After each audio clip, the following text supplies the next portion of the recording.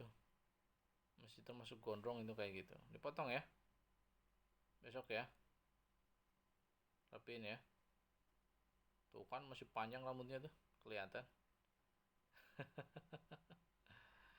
Itu di belakangnya ada gitar juga itu ya. Oh, bisa main musik kau. Oke, nanti kapan-kapan main duet lah sama bapak ya, main gitar. Keren. Oke, panggilannya siapa ini? Adli, Pak. Fadli. Oke, baik. Silakan Fadli. Time is your to presentation. Assalamualaikum warahmatullahi wabarakatuh. Perkenalkan, nama saya Fadli Ramdhani dari Prodi PBSI. Ingin mempresentasikan materi yang berjudul lanjut PPT.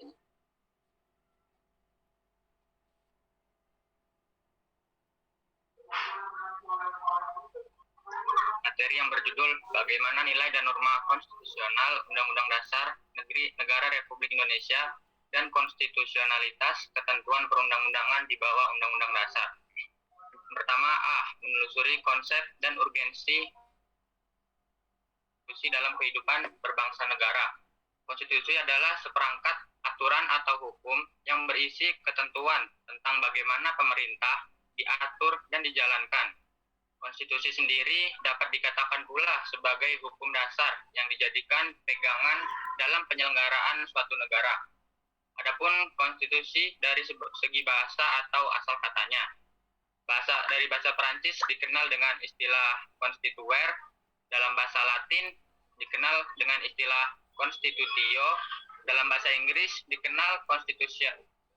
Adapun fungsi konstitusi. Yang pertama, membatasi atau mengendalikan kekuasaan penguasa agar dalam menjalankan kekuasaannya tidak sewenang-wenang terhadap rakyat. Yang kedua, memberi suatu rangka dasar hukum bagi perubahan masyarakat yang dicita-citakan tahap berikutnya. Yang ketiga, dijadikan landasan penyelenggaraan negara menurut suatu sistem ketatanegaraan tertentu yang dijunjung tinggi oleh semua warga negaranya. Lalu yang keempat, lalu yang kedua, yang B, perlunya konstitusi dalam kehidupan berbangsa negara Indonesia. Sebelumnya saya ingin jelaskan negara itu apa sih?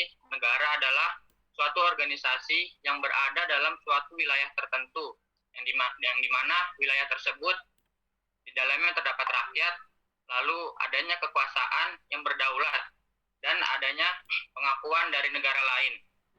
Pada zaman modern saat ini, pada umumnya setiap negara memiliki konstitusi.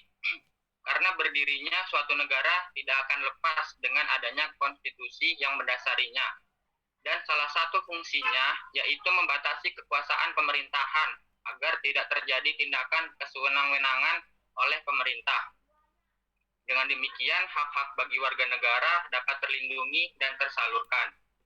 Konstitusi pada dasarnya merupakan suatu aturan yang mengandung norma-norma yang berkaitan dengan kehidupan negara dalam menjalankan kekuasaan yang ada dalam suatu negara tidak disalahgunakan dan hak asasi manusia tersebut tidak dilanggar.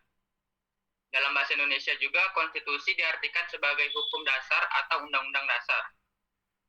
Dengan demikian, konstitusi harus ditaati, dijalankan baik oleh pemegang kekuasaan maupun masyarakat atau warga negaranya. Lalu yang C, menggali sumber historis, sosiologis, dan politik tentang konstitusi dalam kehidupan berbangsa negara Indonesia. Menurut pandangan Thomas Hobbes, tahun 1588 sampai 19, kita akan dapat memahami mengapa manusia konstitusi.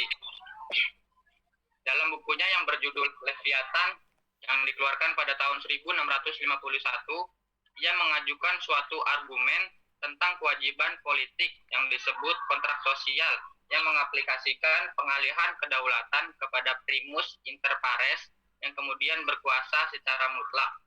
Dengan mengatasnamakan primus inter pares tersebut dan wakil Tuhan di bumi, mereka berkuasa sewenang-wenang dan menindasi rakyat-rakyatnya.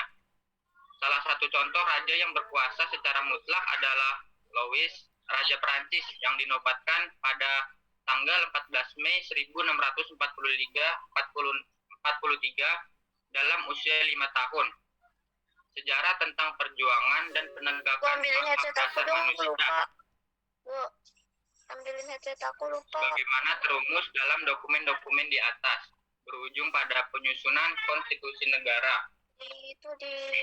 Konstitusi negara di satu sisi dimaksudkan untuk membatasi kekuasaan penyelenggaraan negara, dan di sisi lain untuk menjamin hak-hak dasar warga negara. Konstitusi juga dapat berupa hukum dasar tertulis yang lazim disebut Undang-Undang Dasar, dan pula tidak tertulis. Dalam arti sempit, konstitusi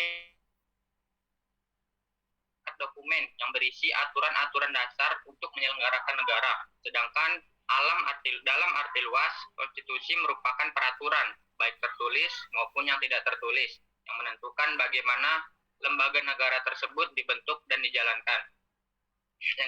Yang D, membangun argumen tentang dinamika dan tantangan harmoni kewajiban dan hak negara dan warga negara. Setelah ditetapkan 1 hari setelah proklamasi kemerdekaan, Undang-Undang Dasar Negara Republik Indonesia 1945 mulai berlaku sebagai hukum dasar yang mengatur kehidupan ketatanegaraan Indonesia dengan segala keterbatasannya. Karena sejak semula Undang-Undang Dasar itu oleh Bung Karno sendiri dikatakan sebagai Undang-Undang Dasar kilat yang akan terus disempurnakan pada masa yang akan datang. Undang-Undang Negara Republik Indonesia 1945 masa berlakunya yaitu pada tanggal 18 Agustus sampai 18 Agustus 1945 sampai dengan Agustus 1940, dengan catatan mulai 27 Desember 1945 sampai dengan 17 Agustus hanya berlaku di wilayah Republik Indonesia proklamasi. Lalu yang E ada mendeskripsikan esensi dan urgensi, harmoni dan kewajiban hak negara dan warga negara. Konstitusi menjadi sesuatu yang urgen dalam tatanan kehidupan ketatanegaraan, karena konstitusi merupakan sekumpulan aturan yang mengatur organisasi negara serta hubungan antar negara dan warga negara, sehingga saling menyesuaikan diri dan saling bekerja sama. Bangsa Indonesia sendiri dikenal sebagai bangsa yang religius. Kepercayaan bangsa kita kepada Tuhan Yang Maha Esa telah ada sejak zaman prasejarah, sebelum datangnya pengaruh agama-agama besar ke tanah air kita. Karena itu dalam perkembangannya bangsa Indonesia ini mudah menerima penyebaran agama-agama besar itu. Lalu pendidikan dan kebudayaan, dua istilah yang satu sama lain saling berkolerasi dengan sangat erat. Pendidikan adalah salah satu bentuk upaya pembudayaan. Melalui proses pendidikan kebudayaan, bukan saja ditransformasikan dari generasi tua ke generasi muda, melainkan dikembangkan sehingga mencapai derajat tertinggi berupa peradaban. Adapun yang poin F, rangkuman tentang harmoni kewajiban dan hak negara dan warga negara. Hak dan kewajiban merupakan sesuatu yang sulit untuk dipisahkan ya. Akan tetapi banyak terjadi pertentangan karena hak dan kewajiban tidak seimbang dalam penerapannya. Bahwa setiap warga negara memiliki hak dan kewajiban untuk mendapatkan penghidupan yang layak. Tetapi kenyataannya banyak warga negara yang belum merasakan kesejahteraan dalam menjalani kehidupannya. Semua itu terjadi karena pemerintah dan para pejabat tinggi lebih banyak mendahulukan hak dari sendiri daripada kewajibannya. Padahal menjadi seorang pejabat itu tidak cukup hanya memiliki pangkat, akan tetapi mereka berkewajiban untuk memikirkan warga negaranya, melainkan juga harus memikirkan kehidupan warga negaranya. Lalu yang poin G, praktik warga negaraan. Saya mengambil pasal 28 ayat 1 yang dimana setiap orang berhak memeluk agama dan beribadat menurut agamanya, lalu memilih pendidikan dan pengajaran, memilih pekerjaan, memilih kewarganegaraan, memilih tempat tinggal di wilayah negara dan meninggalkannya, serta berhak kembali. Pasal tersebut sudah menjabarkan dari isinya karena terlihat pada warga negara berhak memeluk agama yang dianutnya. Contohnya di Indonesia ini kita ada beberapa agama yang dianut, yaitu Islam, Kristen, Hindu, Buddha, Konghucu, dan Kristen Protestan. Mungkin hanya itu saja presentasi dari saya, kurang lebihnya mohon dimaafkan. Terima kasih. Assalamualaikum warahmatullahi wabarakatuh. Waalaikumsalam warahmatullahi wabarakatuh. Oke, terima kasih Fadli ya panggilannya ya. Ya Pak. Ya, oke. Nanti kamu bisa lihat contohnya di situ ada Muhammad Rizky Zidan Al apa itu nama lengkapnya? Halo. Muhammad Rizky Zidan Al apa itu namanya? Muhammad Lutfi Pak, mohon maaf. Oh iya, sorry, Muhammad Lutfi Zidan ya. Nama lengkapnya apa itu, coba dibacain nama lengkapnya. Bagus sekali namanya. Muhammad Lutfi Zidan Al-Fahrizi Pak. Al-Fahrizi. Oke. Kamu anaknya ini Ustadz atau Habib atau bukan? Bukan Pak. Bukan ya. Hafal Iya. berapa juz ini Al-Qur'annya? Ada hafalannya nggak? Belum sih Pak. Oh, belum. Oke. Ya, namanya bagus tuh, nama Arabnya. Rambutnya juga bagus tuh, ya. Fadli nanti bisa ikuti contoh rambutnya kayak gitu, Fadli ya. Ya, Fadli ya. Rapiin ya minggu depan ya. Oke. Ya, Fadli rumahnya di mana, Fadli?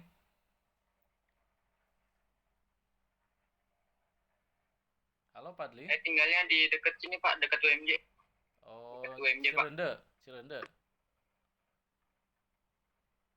Ngekos atau Ya. rumah itu di situ? Ngekos Pak. Oh, ngekos. Oke. Aslinya di mana, Fadli? Aslinya di Jateng, Jawa Tengah. Oh, daerah mana Jawa Tengahnya? Kabupaten kota apa? Kabupaten Tegal. Oh, Tegal. Ya, berbatasan dengan saya ya. Saya juga dari Brebes. Oh, kamu Tegalnya mana? Tegalnya daerah Lebak Siu. Lebak Siu. Oke. Kabupaten Tegal atau kota Tegalnya? Kota Tegal, tapi tinggalnya bukan di kota Pak, di desa. Oh, gitu. Iya, sama nggak apa-apa. Berarti masuknya ke kota Tegal ya. Oke, baik. Iya, Fadli. Di situ sama siapa? Ada kakak, ibu, bapak, atau siapa? Saudara? Nggak ada siapa-siapa Pak, sendiri Pak. Oh, sendiri. Berarti dari Tegal ke sini? Iya. Oke, baik. Selamat berjuang ya, Fadli ya. Mudah-mudahan nanti lancar. Baik, tadi di chat ya, mungkin pertanyaannya tadi ada di chat ya. Nanti bisa dipilih siapa yang belum terjawab ya, atau mungkin nanti silahkan di share ya ke teman-teman yang belum terjawab punya siapa gitu ya, nanti bisa dicari sama Fadli. Oke, baik. Apa masih ada lagi, Izhar? Maaf Pak, Ya, masih ada presentasi satu orang lagi, tapi udah dikeluarin Pak, itu gimana Pak? ya masuk lagi silahkan kalau mau presentasi. Nggak bisa katanya, udah nggak bisa masuk lagi. Kenapa nggak bisa? Kan bisa. Ini yang lain juga masih bisa masuk kok.